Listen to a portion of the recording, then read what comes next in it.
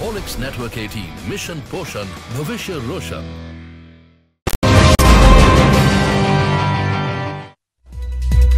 வணக்கம், இது உங்கள் நியூஸ் 18 தமிழ்நாடு செய்திகளை தொகுத்து வழங்குவதற்காக நான் தேவப்பிரியன். செஞ்சி அருகே நீட் தேர்வில் தோல்வியடைந்த மாணவி ஒருவர் தற்கொலை செய்து கொண்டுள்ளார். 3 ஆண்டுகளாக போராடியும் நீட் தேர்வில் வெற்றி பெற்று அரசு கல்லூரியில் சீட் பெற முடியாமல் போனதால் இந்த முடிவுக்கு அவர் வந்ததாக மாணவியின் தந்தை தெரிவித்துள்ளார். இதுதான் பிரதீபா. மருத்துவராகும் கனவுடன் இருந்த பிரதீபா இன்று உயிருடன் இல்லை. நீட் தேர்வுடன் 2 வருடங்களாக போராடிய இந்த ஏழை மாணவி தற்கொலை செய்து கொண்டு விட்டார். விழுப்புரம் மாவட்டம் செஞ்சி அருகே பெருவளூர் கிராமத்தை சேர்ந்த கட்டட தொழிலாளி சண்முகத்தின் மகள்தான் இந்த பிரதீபா. மூத்த மகளை MBAவும் மகனை பொறியியல் படிக்க வைத்துக் கொண்டிருக்கும் சண்முகத்திற்கு கடைசி மகள் பிரதீபாவை மருத்துவராக்க வேண்டும் என்பது கனவு. பிரதீபாவின் கனவும் அதுதான். 2016ஆம் ஆண்டு +2 தேர்வில் 1125 மதிப்பெண்கள் பெற்ற பிரதீபா கடந்த ஆண்டு நீட் தேர்வு எழுதி 155 மதிப்பெண்கள் பெற்றார். ஆனாலும் அரசு மருத்துவக் கல்லூரியில் இடம் கிடைக்காமல் தனியார் கல்லூரியின் கதவுகளே திறந்துள்ளன.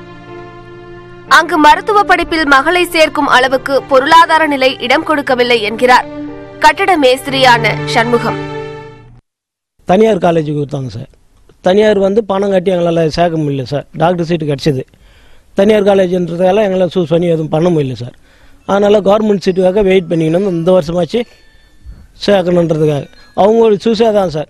நான் படித்தா டாக்டருக்கு படிப்பேன், இல்லைன்னா நான் படிக்கலை அப்படின்னாலும் அவங்க விருப்பப்படியே விட்டுட்டோம் சார். ஆனாலும் சளைக்காத பிரதீபா அரசு மருத்துவக் கல்லூரியில் சீட்டு பெறும் வேட்கையுடன் இந்த ஆண்டு 2ஆம் முறையாக நீட் தேர்வு எழுதினார். அதற்காக தனியார் கல்லூரியில் நடந்த சிறப்பு வகுப்பிற்கும் சென்று வந்துள்ளார். இந்நிலையில் நேற்று வெளியான நீட் தேர்வு முடிவில் பிரதீபாவுக்கு 39 மதிப்பெண்களே கிடைத்துள்ளன. அதனால் மனமுடைந்திருந்த பிரதீபா எலிமருந்தை உட்கொண்டதாக வேதனையுடன் கூறுகிறார் அவரது தந்தை சண்முகம். இன்னைக்கு நீட் எக்ஸாம் ரிசல்ட் தெரியாது சார். எங்களுக்கு அது ரிசல்ட்டில் ஃபெயில் ஆகின காரணத்தால் பாய்சன் சாப்பிட்ருக்காங்க சார். நான் வேலைக்கு போயிட்டு வந்தேன் சார். வந்தபோது படுத்துன்னு இருந்தது சார். 6 மணி சார். நான் பார்க்கும்போது வாமிட் எடுத்துன்னு இருந்து எங்கள் ஒய்ஃப் கூட்டின்னு வந்தாங்க. வாமிட் எடுக்குது, என்ன ஸ்மெல் வருது அப்படின்னு கேட்டேன் சார். ஸ்மெல் வருதுன்னு பார்க்கும்போது தான் சார் எலி மருந்து சாப்பிட்ருக்க அப்படின்னு என் பொண்ணே சொன்னது.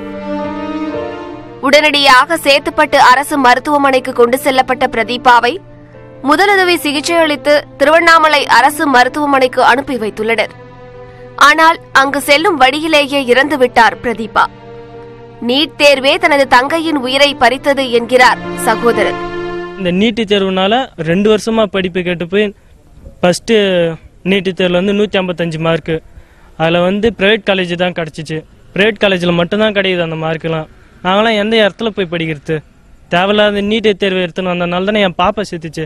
இதே மாதிரி மத்தம் சாக மாட்டாங்கன்னு நான் நினைச்சோம். இதனிடையே சென்னை விமான நிலையத்தில் செய்தியாளர்களை சந்தித்த நடிகர் ரஜினிகாந்த் மாணவி பிரதீபாவின் மரணம் வேதனை தருவதாக தெரிவித்தார். நீட் மரணங்களுக்கு முற்றுப்புள்ளி வைக்க வேண்டும் என்றும் அவர் கேட்டுக்கொண்டார். ரொம்ப பரிதாபமாக இருக்கு. ரொம்ப வேதனை, ரொம்ப வேதனை தருது. இதுக்கு ஏதாவது முற்றுப்புள்ளி வைக்கணும். எல்லா பெரியவங்கள சேர்ந்து எல்லாமே கலந்து ஆளுது. இது டெஃபினெட்லி முடிவு கொண்டு வரணும். இது இப்படியே தொடரக்கூடாது. ரொம்ப சோககரமான விஷயம் இது. நிஜமா என்னுடைய அனுதாபங்கள், அந்த அனுதாபங்கள். நீட் தேர்வால் பாதிக்கப்பட்ட அரியலூர் மாவட்டம் குழுமூரை சேர்ந்த அனிதா கடந்த ஆண்டு செப்டம்பர் 1ஆம் தேதி தற்கொலை செய்து கொண்டார். +2 தேர்வில் 1176 மதிப்பெண்கள் பெற்ற போதும் நீட் தேர்வில் 76 மதிப்பெண்களே கிடைத்த நிலையில் மருத்துவ படிப்பில் இடம் கிடைக்காததால் அவர் உயிரை துறந்தார். தற்போது அதேபோன்று பிரதீபாவும் தற்கொலை செய்துள்ளார். பகுதி நேர உறுப்பினர்களை கொண்டே காவிரி மேலாண்மை ஆணையம் செயல்பட தொடங்க வாய்ப்பு இருப்பதாக மத்திய நீர்வளத்துறை செயலாளர் UP சிங் தெரிவித்துள்ளார். காவிரி நதிநீர் பங்கீட்டில் உள்ள பிரச்சனைகளுக்கு தீர்வு காண காவிரி மேலாண்மை ஆணையத்தை அமைக்க மத்திய அரசுக்கு உச்சநீதிமன்றம் உத்தரவிட்டது. இதன்படி காவிரி மேலாண்மை ஆணையம் அமைப்பதற்கான செயல் திட்டத்தை அரசிதழில் மத்திய அரசு கடந்த வாரத்தில் வெளியிட்டது. இதன்படி மத்திய அரசின் சார்பில் தலைவர் மற்றும் 2 முழுநேர உறுப்பினர்களையும் 2 பகுதி நேர உறுப்பினர்களையும் மத்திய அரசு அமைக்கும். தமிழகம் உள்ளிட்ட 4 மாநிலங்கள் சார்பில் தலா ஒருவர் பகுதி நேர உறுப்பினர்களாக நியமிக்கப்படுவார்கள். இதில் தமிழகம் மற்றும் புதுச்சேரி மாநிலங்கள் தங்களது பிரதிநிதிகளை அறிவித்திருக்கின்றன. இந்த நிலையில் டெல்லியில் செய்தியாளர்களிடம் பேசிய மத்திய நீர்வளத்துறை செயலாளர் யூபி சிங், தலைவர் மற்றும் முழு நேர உறுப்பினர்களை நியமிப்பதற்கு சில காலங்கள் ஆகும் என்று தெரிவித்துள்ளார். மாநில பிரதிநிதிகளை விரைந்து நியமிக்குமாறு கர்நாடகா மற்றும் கேரள அரசுகளை கேட்டுக் கொண்டிருப்பதாகவும், பகுதி நேர உறுப்பினர்களை கொண்டே ஆணையம் செயல்பட தொடங்க வாய்ப்பிருப்பதாகவும் யூபி சிங் தெரிவித்தார். முல்லை பெரியாறு அணைப்பகுதியில் இயற்கை பேரிடரை சமாளிக்க செயல் திட்டம் வகுக்க மத்திய துணைக்குழு ஒப்புதல் அளித்துள்ளது. முல்லை பெரியாறு அணையின் ஆயுட்காலத்தை நிர்ணயிக்க சர்வதேச ஆணையம் அமைக்க வேண்டும். அணைக்கு பாதிப்பு ஏற்பட்டால் புதிய அணை கட்ட வேண்டும். அணை உடைந்தால் எந்த மாநில அரசு இழப்பீடு வழங்க வேண்டும் என்பதை முடிவெடுக்க வேண்டும் என்று வலியுறுத்தி கேரளாவை சேர்ந்த ரசல்ஸ் ராய் உச்சநீதிமன்றத்தில் வழக்கு தொடுத்தார். இந்த வழக்கை விசாரித்த உச்சநீதிமன்றம் பேரிடர் மேலாண்மையை உறுதி செய்யும் வகையிலும் இயற்கை பேரிடரின் போது உரிய நடவடிக்கை எடுக்கும் வகையிலும் ஒரு குழுவை அமைக்குமாறு மத்திய அரசுக்கு உத்தரவு பிறப்பித்தது. அதனைத் தொடர்ந்து மத்திய நீர்வள அமைச்சக செயலாளர் யூபி சிங் தலைமையில் 10 பேர் கொண்ட துணைக்குழு ஒன்று அமைக்கப்பட்டது. அதன் துணை செயலாளர் ஒருங்கிணைப்பாளராக நியமிக்கப்பட்டுள்ளார். இந்த குழுவில் தமிழகம் மற்றும் கேரளாவை சேர்ந்த பேரிடர் மேலாண்மை, சுற்றுச்சூழல், மின்சாரம், தொலைத்தொடர்பு, வேளாண்மை, உள்துறை அமைச்சக அதிகாரிகள் இடம்பெற்றிருக்கிறார்கள். இந்த துணைக்குழுவின் கூட்டம் நேற்று நடைபெற்றது. அதில் முல்லை பெரியாறு அணை பகுதியில் இயற்கை பேரிடரை சமாளிக்க செயல் திட்டம் வகுக்க துணைக்குழு ஒப்புதல் அளித்துள்ளது. காவிரி பிரச்சினை தொடர்பாக கர்நாடக முதலமைச்சரை கமல் சந்தித்தது தவறு இல்லை என்று கூறிய ரஜினிகாந்த், கர்நாடகா ஒன்றும் எதிரியில்லை என்றும் இரு மாநிலங்களிடையே நல்லுறவு தொடர வேண்டும் என்றும் கேட்டுக் கொண்டுள்ளார். ஒரு முயற்சி எடுக்கிறதுல தப்பே கிடையாது. ஒரு முயற்சி எடுக்கிறது தப்பே கிடையாது. ஒரு நல்ல உறவு இருக்கிறதுல அது தொடரணும். அவங்க ஒரு எதிரி ஒன்றும் கிடையாது. நல்லா பேசி கூட தீர்த்துக்கலாம். பெரிய பெரிய காரியங்களெல்லாம் நல்லா பேசி கூட தீர்ந்துருக்கு. நீதியின் மீது மக்களுக்கு நம்பிக்கை போகும்போதுதான் புரட்சி வெடிக்கும் என்றும், நாடு சுடுகாடு ஆவதற்கு புரட்சி வெடிக்காது என்று நடிகர் சத்யராஜ் தெரிவித்துள்ளார். சென்னையில் நடைபெற்ற திமுக தலைவர் கருணாநிதி பிறந்தநாள் விழாவில் கலந்து கொண்டு பேசிய அவர் நடிகர் ரஜினிகாந்திற்கு பதிலளிக்கும் வகையில் இவ்வாறு பேசியுள்ளார். நீதியும் கைவிட்டு விடும்போதுதான் சமுதாயம் புரட்சியின் மீது நம்பிக்கை வைக்கிறது. கடைசி நம்பிக்கையாக இருக்கிற நீதியும் கைவிட்டு விடும்போதுதான் சமுதாயம் புரட்சியின் மீது நம்பிக்கை வைக்கிறது. அதாவது சமுதாயம் புரட்சியின் மீதும் போராட்டத்தின் மீதும் நம்பிக்கை வைக்கிறது. ஒரு நாடு சுடுகாடாக மாறுவதற்காக போராட்டத்தின் மீது நம்பிக்கை வைப்பதல்ல, நாடு சுடுகாடாக மாறாமல் இருப்பதற்காக போராட வேண்டியிருக்கிறது.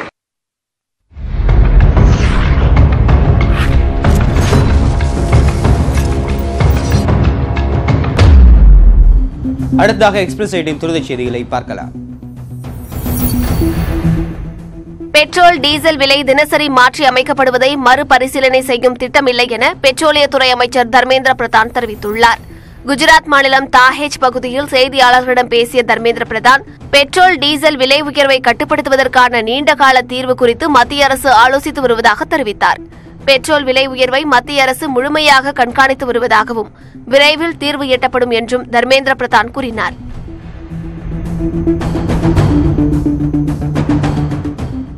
கேரளாவில் நிபா வைரஸால் பாதிக்கப்பட்டவர்களுக்கான மருத்துவ செலவை அரசே வழங்கும் என அம்மாநில முதலமைச்சர் பினராயி விஜயன் அறிவித்துள்ளார். கேரளாவில் கோழிக்கோடு, வயநாடு உள்ளிட்ட பல்வேறு பகுதிகளில் நிபா வைரஸால் பாதிக்கப்பட்டவர்கள் 16 பேர் உயிரிழந்தனர். இந்நிலையில் நிபா வைரஸால் பாதிக்கப்பட்டவர்களுக்கான மருத்துவ செலவை வழங்குவதாக கேரள மாநில அரசு அறிவித்துள்ளது. மாவட்ட ஆட்சியர்கள் அளிக்கும் அறிக்கைகளின் அடிப்படையில் நிதி ஒதுக்கீடு செய்யப்படும் என கேரள முதலமைச்சர் பினராயி விஜயன் தெரிவித்துள்ளார்.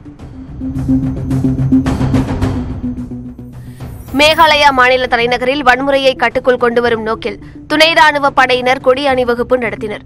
கடந்த மே மாதம் 31ஆம் தேதி ஷில்லாங்கில் பொதுமக்களால் தாக்கப்பட்ட போக்குவரத்து ஊழியர் உயிரிழந்ததாக தகவல்கள் பரவியதால் வன்முறை ஏற்பட்டது. நகரின் பல்வேறு பகுதிகளுக்கு வன்முறை பரவியதால் தொடர்ந்து பதற்றம் நிலவி வந்தது. இதனையடுத்து பதற்றத்தை தணிப்பதற்காக ஷில்லாங்கில் துணை ராணுவ படையினர் குவிக்கப்பட்டுள்ளனர். இதனையடுத்து வன்முறை பாதிக்கப்பட்ட பகுதிகளில் துணை ராணுவத்தினர் கொடி அணிவகுப்பு நடத்தினர். உத்தரப்பிரதேச மாநிலம் அமோரா பகுதியில் வாக்குவாதத்தின் போது ஒருவரின் நாக்கு துண்டிக்கப்பட்டது அதிர்ச்சியை ஏற்படுத்தியுள்ளது. நீண்ட காலமாக நீடித்த பிரச்சினை குறித்து இரு தரப்பினரிடையே வாக்குவாதம் ஏற்பட்டது. அப்போது 4 பேர் ஒன்று சேர்ந்து வாக்குவாதத்தில் ஈடுபட்ட ஒருவரின் நாக்கை துண்டித்துள்ளனர். இதுகுறித்து பாதிக்கப்பட்டவர் அளித்த புகாரின் அடிப்படையில் வழக்கு பதிவு செய்துள்ள காவல்துறையினர் நாக்கை துண்டித்துவிட்டு தலைமறைவான 4 பேரையும் தேடி வருகின்றனர்.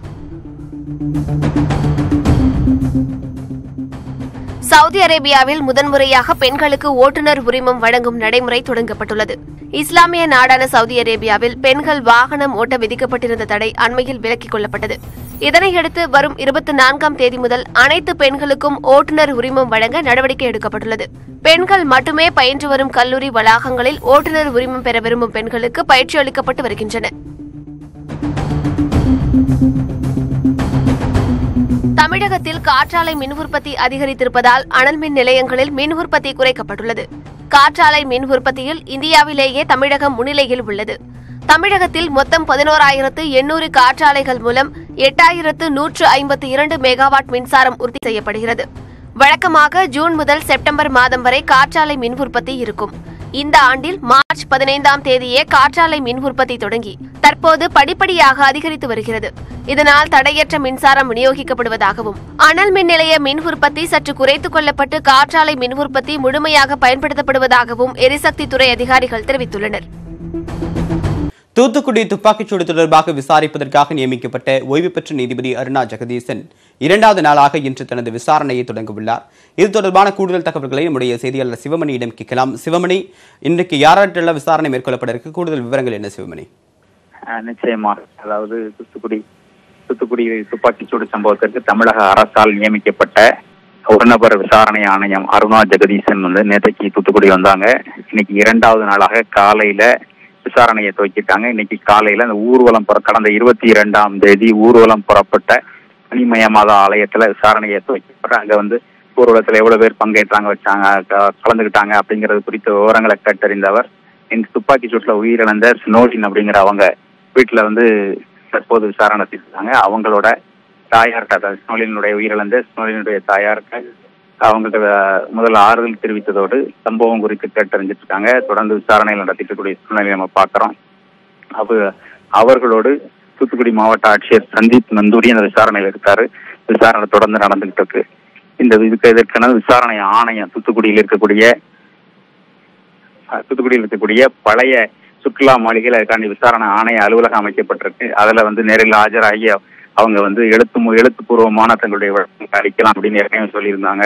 அதன் அடிப்படையில் அதோடு மட்டுமல்லாம நேரடியாக மக்களை நேரடியாகவும் சந்திச்சு அவங்களுடைய விளக்கங்களை பெறுவதற்காகவும் அவங்கள்ட்ட விசாரணை செய்து தேவையான தகவல்களை பெறுவதற்கான நடவடிக்கையில் ஈடுபட்டிருக்காங்க. நேற்றைக்கு தூத்துக்குடி அரசு மருத்துவக் கல்லூரி மருத்துவமனையில் அவங்க சிகிச்சை பெற்று வரக்கூடிய விசாரணை நடத்திய அவர்கள் இன்னைக்கு காலையில பனிமயமாத ஆலயத்துல விசாரணை ஆலயத்துல இருக்கக்கூடியவங்கள்ட்ட இந்த ஊர்வலத்தில் எவ்வளவு பேர் கலந்துக்கிட்டாங்கிற விவரத்தை கட்டறிஞ்சவங்க தொடர்ந்து தற்போது உயிரிழந்த ஸ்னோலின் வீட்டுல விசாரணை நடத்திட்டு இருக்காங்க. அதனைத் தொடர்ந்து மணிராஜ் உயிரிழந்தவர்கள் மற்றவர்கள் நேற்றைக்கு ஒரு 3 பேர் வீட்டுல உயிரிழந்தவங்க வீட்டுல விசாரணை நடத்தினர். இன்னைக்கு காலையில ஸ்னோலின் வீட்லையும் தொடர்ந்து அவர் உயிரிழந்த மணிராஜ் வீட்லையும் விசாரணை நடத்தக்கூடிய நிலை காணப்படுது. சிவமணி, கிட்டத்தட்ட பாதிக்கப்பட்ட மக்கள்கிட்ட நேரடியாகவே போயிட்டு விசாரணையை மேற்கொண்டு இருக்கக்கூடிய தகவல் நீங்க பதிவு பண்ணியிருக்கீங்க. மக்கள் எந்த அளவுக்கு தகவலை கொடுத்துட்டு இருக்காங்க? தங்களிடம் இருக்கக்கூடிய ஆதாரங்கள், வீடியோ ஃபுட்டேஜ் இதெல்லாம் கொடுக்க முன் வந்திருக்காங்களா? ஒரு ஹெசிடேஷன் ஏதாவது இருக்கா மக்கள்கிட்ட? இல்லை அவங்க தானா முன் வந்து இந்த ஆதாரங்கள்லாம் கொடுக்குறாங்களா?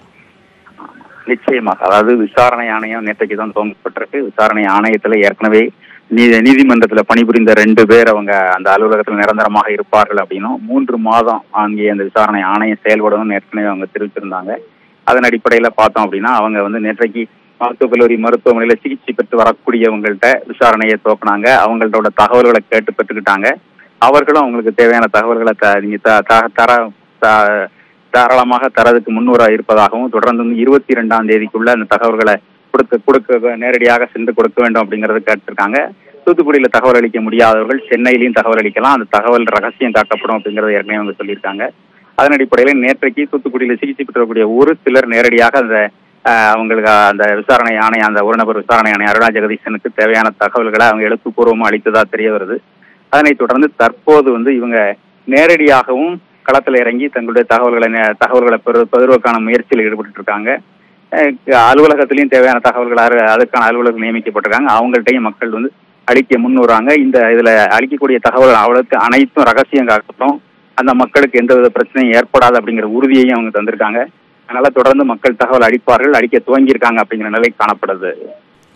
தூத்துக்குடி துப்பாக்கிச்சூடு சம்பவம் தொடர்பாக விசாரிப்பதற்காக நியமிக்கப்பட்ட ஒரு நபர் விசாரணை ஆணைய நீதிபதி அருணா ஜெகதீசன் 2வது நாளாக இன்று விசாரணை தொடங்கியிருக்கிறார். தொடர்பான கூடுதல் கள தகவலை கொடுத்தீங்க சிவமணி. உங்களுடைய விரிவான தகவல்களுக்கு நன்றி. இணையதளங்களில் பெண்களை ஆபாசமாக சித்தரிப்பவர்களுக்கு 7 ஆண்டுகள் வரை சிறை தண்டனை விதிக்கும் வகையில் சட்ட திருத்தம் கொண்டுவர வேண்டும் என்று மத்திய மகளிர் மற்றும் குழந்தைகள் மேம்பாட்டு ஆணையம் திட்டமிட்டுள்ளது. பெண்களை தவறாகவும் ஆபாசமாகவும் இணையதளங்கள் SMS, MMS மூலமாக சித்தரிப்பவர்கள் மீது பெண்களை அநாகரிகமாக சித்தரிக்கும் சட்டப்பிரிவின் கீழ் நடவடிக்கை எடுக்கப்பட்டு வருகிறது. இந்த சட்டத்தின்படி முதல் முறை தவறு செய்யும் போது 2 ஆண்டுகளும், இரண்டாவது முறை செய்யும் போது 6 மாதங்கள் முதல் 5 ஆண்டுகள் வரையும் சிறை தண்டனை விதிக்கப்படுகிறது. இந்த நிலையில் தகவல் தொழில்நுட்ப சட்டத்தில் உள்ளதைப் போல தண்டனை விதிக்க வேண்டும் என்று மத்திய மகளிர் மற்றும் குழந்தைகள் மேம்பாட்டு அமைச்சகம் வலியுறுத்தியுள்ளது. தகவல் தொழில்நுட்ப சட்டத்தின்படி தவறான முறையில் சித்தரிப்பவர்களுக்கு 3 முதல் 5 ஆண்டுகள் வரையும், ஆபாசமாக சித்தரிப்பவர்களுக்கு 5 முதல் 7 ஆண்டுகள் வரையும் தண்டனை விதிக்கப்படுகிறது. இதற்கு ஏற்ப பெண்களை அநாகரிகமாக சித்தரிக்கும் சட்டத்தில் திருத்தங்களை செய்ய வேண்டும் என்று பரிந்துரை செய்யப்பட்டுள்ளது. மேலும் தேசிய மகளிர் ஆணையத்தின் கீழ் மத்திய ஆணையத்தை அமைக்க வேண்டும் என்றும் வலியுறுத்தப்பட்டுள்ளது. காயிதே மில்லத்தின் 123வது பிறந்த நாளை முன்னிட்டு சென்னை திருவல்லிக்கேணியில் உள்ள அவரது நினைவிடத்தில் முதலமைச்சர் எடப்பாடி பழனிசாமி, துணை முதலமைச்சர் ஓ பன்னீர்செல்வம் உள்ளிட்டோர் மரியாதை செலுத்தினர். காயிதே மில்லத்தின் 123வது பிறந்த நாள் இன்று கொண்டாடப்படுகிறது. இதனை முன்னிட்டு சென்னை திருவல்லிக்கேணி வாலாஜா சாலையில் பெரிய மசூதியில் அமைந்துள்ள காயிதே மில்லத் நினைவிடத்தில் மலர் போர்வை போர்த்தி முதலமைச்சரும் துணை முதலமைச்சரும் மரியாதை செலுத்தினர். அமைச்சர்கள், வக்ஃபு வாரிய தலைவர் அன்வர் ராஜா, தலைமை செயலாளர் கிரிஜா வைத்தியநாதன், நாடாளுமன்ற சட்டமன்ற உறுப்பினர்களும் மலர் தூவி மரியாதை செலுத்தினர்.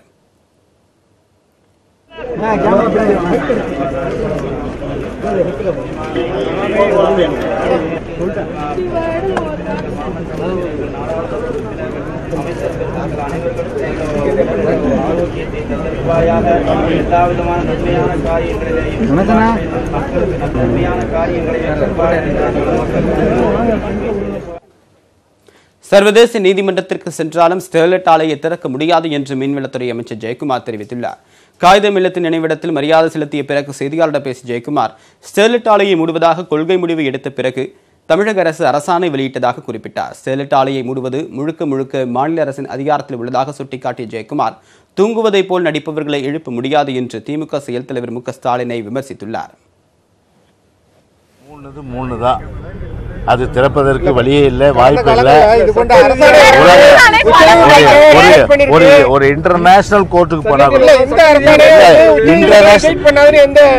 இன்டர்நேஷனல் கோர்ட்டுக்கு போனா கூட அவங்களால வந்து திறக்க முடியாது. இதுதான் வந்து அடிப்படையான விஷயம். ஆனா சும்மா ஸ்டாலின், செயல் தலைவர் ஸ்டாலினுக்கு தெரியும். இது அவர் வந்து ஒரு நிர்வாகத்தில் இருந்தாரு. தூங்குறவங்களை எழுப்பி விடலாம், ஆனா தூங்குறவங்க போல பாசாங்க செய்யறாங்க பார்த்தீங்களா, நடிக்கிறாங்க பார்த்தியா, அவங்கள வந்து நிச்சயமா எழுப்ப முடியாது. காவிரி விவகாரத்தில் கர்நாடக முதல்வரை பலமுறை திமுக தலைவர் கருணாநிதியை சந்தித்து பேசியிருப்பதாக அந்த கட்சியின் செயல் தலைவர் மு க ஸ்டாலின் தெரிவித்துள்ளார். காயிதே மில்லத் நினைவிடத்தில் மரியாதை செலுத்திய பிறகு செய்தியாளர்களை சந்தித்த மு க ஸ்டாலினிடம் கமல்ஹாசன் கர்நாடக முதலமைச்சரை சந்தித்தது குறித்து கேள்வி எழுப்பப்பட்டது. அதற்கு பதில் கூறிய மு க ஸ்டாலின், காவிரி பிரச்சனையில் உச்சநீதிமன்றம் அளித்த உத்தரவை நிறைவேற்ற வேண்டும் என்பதுதான் திமுகவின் எண்ணம் என்று குறிப்பிட்டுள்ளார். தொடர்ந்து திராவிட முன்னேற்ற கழகம் எத்தனையோ கட்டங்களில் கலைஞர் அவர்கள் கர்நாடக மாநிலத்தினுடைய முதலமைச்சர்களை எல்லாம் சந்தித்து பேச்சுவார்த்தை நடத்தியிருக்கிறார்கள். இன்றைக்கு சட்ட ரீதியாக தமிழகத்திற்கு பெற வேண்டிய நிலையில் உச்சநீதிமன்றம் தந்திருக்கக்கூடிய தீர்ப்பை நிறைவேற்ற வேண்டும் என்பதிலே தான் திராவிட முன்னேற்ற கழகம் குறியாக இருக்கிறது. அதற்காகத்தான் திராவிட முன்னேற்ற கழகம் பல போராட்ட களங்களை எல்லாம் யூகம் அமைத்து அதை நடத்தியிருக்கிறது. வேலூர் அருகே ஆற்றை கடப்பதற்கு பாலம் இல்லாததால் கிராம மக்களே மூங்கில் பாலம் அமைத்து கடந்து செல்லும் அவலம் ஏற்பட்டுள்ளது. பள்ளிகள் திறக்கப்பட்டும் குழந்தைகளை ஆற்றை கடந்து பள்ளிக்கு அனுப்ப அந்த பகுதி மக்கள் அச்சமடைந்திருப்பதால் அரசு பாலம் கட்டித்தர வேண்டும் என்று கோரிக்கை விடுத்திருக்கிறார்கள். குடியாத்தம் அடுத்த மூர்த்தனா அருகே போடியப்பனூர் கிராமத்தில் 500க்கும் மேற்பட்ட குடும்பங்கள் வசித்து வருகின்றன. இந்த கிராமத்திற்கு செல்ல வேண்டுமென்றால் கவுண்டன்ய மகாநதி ஆற்றை கடந்துதான் செல்ல வேண்டும். ஆற்றில் நீர் இல்லாத சமயத்தில் ஆற்றில் இறங்கி நடந்து செல்லும் பொதுமக்கள் மழைக்காலங்களில் ஆற்றில் தண்ணீர் வந்துவிட்டால் ஆபத்தான முறையில் கடக்கின்றனர். இதனால் மாணவ மாணவிகள் பள்ளிக்கு செல்ல முடியாத நிலை ஏற்படுவதாகவும் அவர்கள் தெரிவிக்கின்றனர். ஆற்றுல தண்ணி அதிகமாக போகுது. இருக்கிறவங்களுக்குமே நாங்கள் குடியாத்த கிராமத்துலேருந்து குடியாத்தம் போனோம். தாண்ட முடியல, எங்களுக்கு மேம்பாலம் கட்டி கொடுக்கணும். ஸ்கூல் பசங்க இப்போ தண்ணி திறந்து ஸ்கூல் திறந்து 4-5 நாள் ஆயிடுச்சு. ஸ்கூல் பசங்க இப்போ ஸ்கூலுக்கு போகிறதுக்கு ரொம்ப கஷ்டப்படுறாங்க. இப்போ தண்ணி வந்துக்குது, எப்படி நாங்கள் போகிறது? தற்போது மழை பெய்து வரும் நிலையில் மோந்தான அணையிலிருந்து கடந்த வாரம் பாசனத்திற்காக தண்ணீர் திறந்துவிடப்பட்டது. இதனால் அந்த பகுதி பொதுமக்கள் ஆற்றை கடக்க தாங்களாகவே மூங்கில் பாலத்தை அமைத்துள்ளனர். அதில் ஏறி ஆபத்தான முறையில் முதியவர்களும் சிறுவர்களும் ஆற்றை கடந்து செல்கின்றனர். போடியாப்பூருக்கு ஆற்று டேமில் தண்ணி வந்துச்சுன்னா ஜனங்க வர போகிறதுக்கு ரொம்ப சிரமப்படுறாங்க. ஒரு ஹாஸ்பிட்டலுக்கு போக முடியல, குழந்தைங்க ஸ்கூலுக்கு போக முடியல. இப்போ ஸ்கூல் 1ஆம் தேதி திறந்தாச்சு, இன்னும் பசங்களை நாங்கள் இந்த ஊர்லேருந்து ஸ்கூலுக்கு அனுப்ப முடியல. அதனால பல சிரமங்கள் இருக்குது. பல தலைவர்கள்லாம் நாங்கள் இதை பண்ணுறோம் அதை பண்ணுறோன்னு சொன்னாங்கன்னா யாரும் இது வரைக்கும் பண்ணல. பாலம் கட்டித்தர வேண்டும் என்று அரசுக்கு பலமுறை மனு அளித்தும் நடவடிக்கை எடுக்கவில்லை என்று போடியப்பனூர் கிராம மக்கள் குற்றம் சாட்டுகின்றனர். நாங்கள் நீண்ட நாளாக அவஸ்தைப்படுறோம். அதனால் ஏற்கனவே அவர் மினிஸ்டர் வீரமணி கூட பார்த்துட்டு நாங்கள் ஏற்பாடு பண்ணுறோம் மேம்பாலத்துக்கு அப்படின்னு சொல்லிட்டு போய்க்கிறோம். அப்படியே இது வரைக்கும் இன்னும் எங்களுக்கு உத்தரவு வரல. அதனால் எங்களுக்கு இன்னும் இந்த கிராமத்துக்கு சீக்கிரமாக மேம்பாலத்தை அமைத்து எங்களுக்கு போக்குவரத்து மக்களுக்குடைய வசதி அடிப்படை எங்களுக்கு செய்து கொடுக்கும்படி நாங்கள் அரசாங்கத்தை மிக பணிவுடன் கேட்டுக்கொள்கிறோம். மழைக்காலம் தொடங்கினால் ஆற்றில் நீர் இன்னும் அதிகரிக்கும் என்பதால் அரசு உடனடியாக பாலம் கட்டித்தர நடவடிக்கை எடுக்க வேண்டும் என்று கிராம மக்கள் கோரிக்கை விடுத்துள்ளனர். மேலும் அண்மை செய்திகளுக்கு தொடர்ந்து இணைந்திருங்கள். இது உங்கள் நியூஸ் 18 தமிழ்நாடு.